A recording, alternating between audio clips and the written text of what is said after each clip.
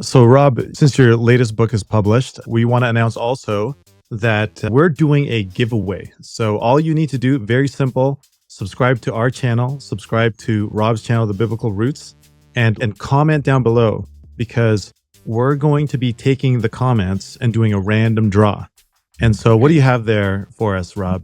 We have the new book, The Law of the Christ of Promise. Can you see that? Yeah. It's a verse-by-verse apologetics Bible study through Galatians, just launched last week. And then I have with it the companion study guide, which is especially for if you're going to do Bible study group studies. It goes a little deeper, has more questions, more conversation starter kind of questions. Yeah, so we'll mail out this exact thing to whoever you pick to win, Vince. You're the man. Amazing. It will be a random draw, but thank you so much for that. Okay, random. Yeah, good. Welcome to the Revo Report.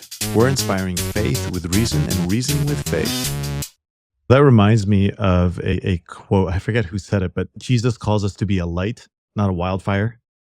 And and I'm wondering, because I was speaking with a friend of mine who said, if Canada or the US goes in this direction of Christian nationalism, then we already know what our future is, because Europe did that.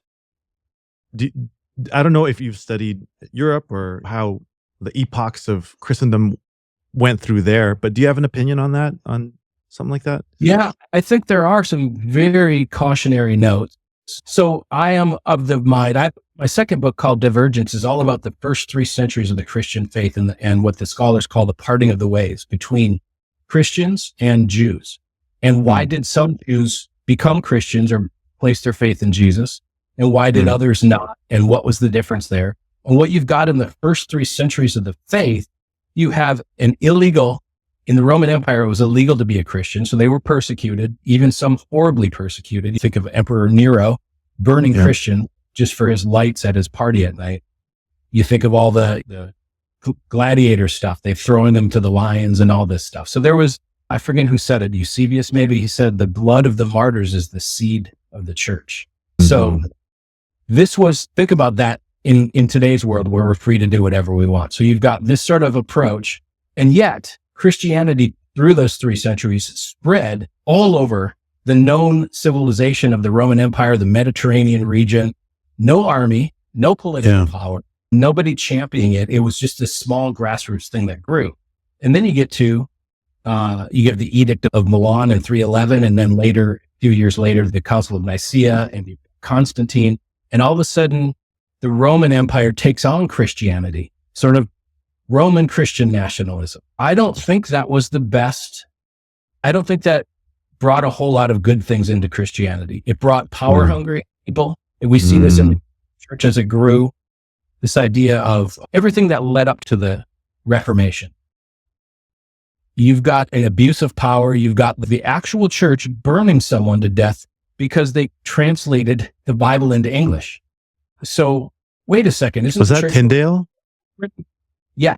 Yeah. And there's been several of them. Yeah, that's right. I know John Huss was, Tyndale, and who's the other guy?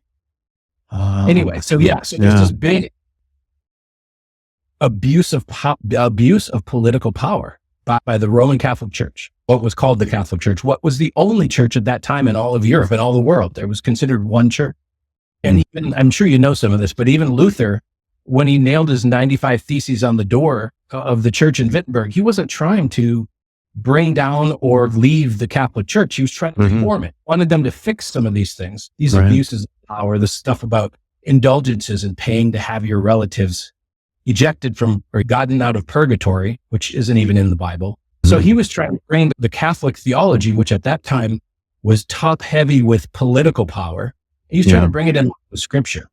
And so to me, that's the cautionary tale. When we let the Christian church have all this political power, have the sword, as they say, you run into, who is that? I think it was, hold on. I can paraphrase a quote. You might have to Google the actual details, but all right. There was one of the might have been Thomas Aquinas visiting the Pope. And he was looking at, the Pope was showing him the Vatican, I don't know if it was the Vatican back then, but was showing them all the things. They have these beautiful treasures of art from the world, silver and gold and all this stuff. And the Pope allegedly said, he reminded him of Peter talking to the beggar, right, in the city. And he said, no longer do we need to say, silver and gold have I none, right? In other words, now we've got a big stash. And Aquinas, if it was him, said, yeah, you also can no longer say, rise and take up your mat and walk. Wow. So I realized that was a horrible paraphrase, but you get the point. Yes. You've got worldly wealth, you've got worldly power, but now you've lost it you've acquired that at the expense of any sort of spiritual authority. And to me, that's the warning sign that I see with any sort of Christian nationalism, is that if we get the church in anywhere near political power, and that in some large churches, we see that today with pastors falling from grace because they are basically celebrities. And the celebrity culture is not conducive with the gospel. But I'll just say it that way. So that's my concern. Yeah. I just recently did a video, and I know this isn't 100% conclusive yet, but on Gateway Church as well, on what happened over there. I'm wondering if you called it, what did you call it? Enormo churches. I haven't heard that before. I've heard, of course, mega churches, right?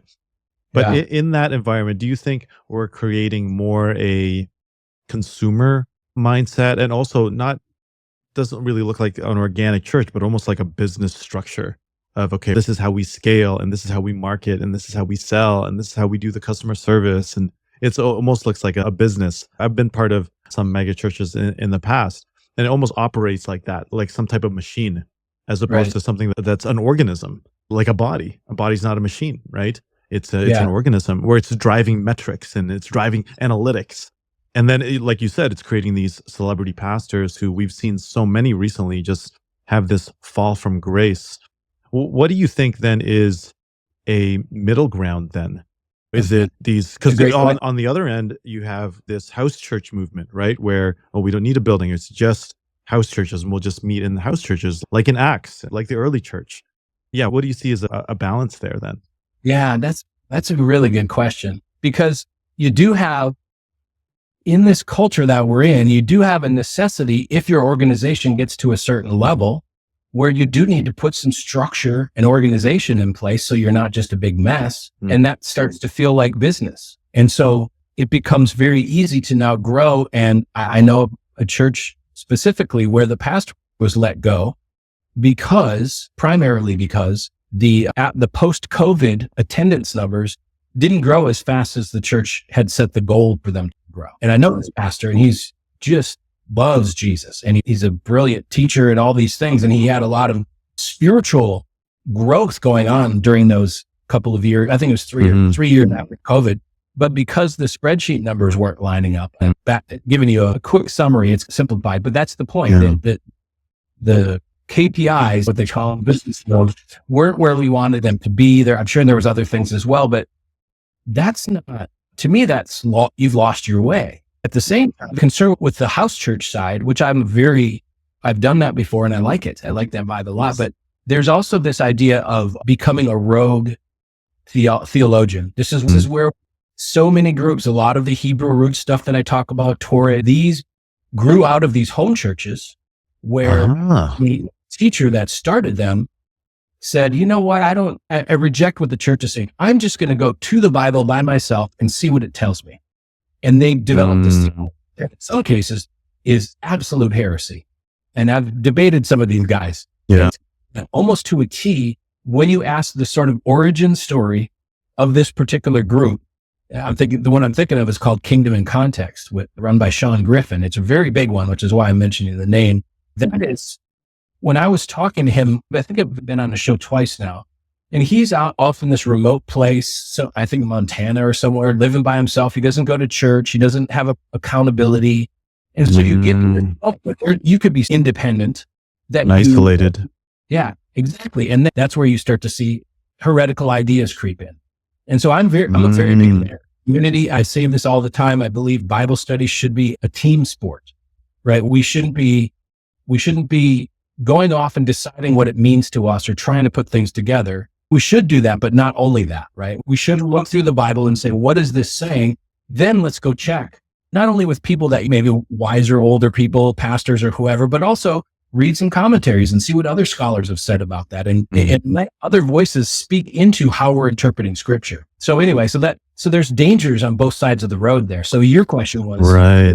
Proper methodology, and I wish I had a good answer. I feel like there needs to be accountability, which is why sometimes denominational traditions are nice, because you have some guardrails set up so that you don't wander off into. Is why I think in some cases, not always, non-denominational can be a problem. I was part of a non-denominational church for 20 years, so I know that it can also be beautifully run. But there be a little bit of wiggle room, and I think there's a lot of room for grace for God. This is the thing I'm most excited about or most happy about, is that no one gets into heaven by having perfect theology.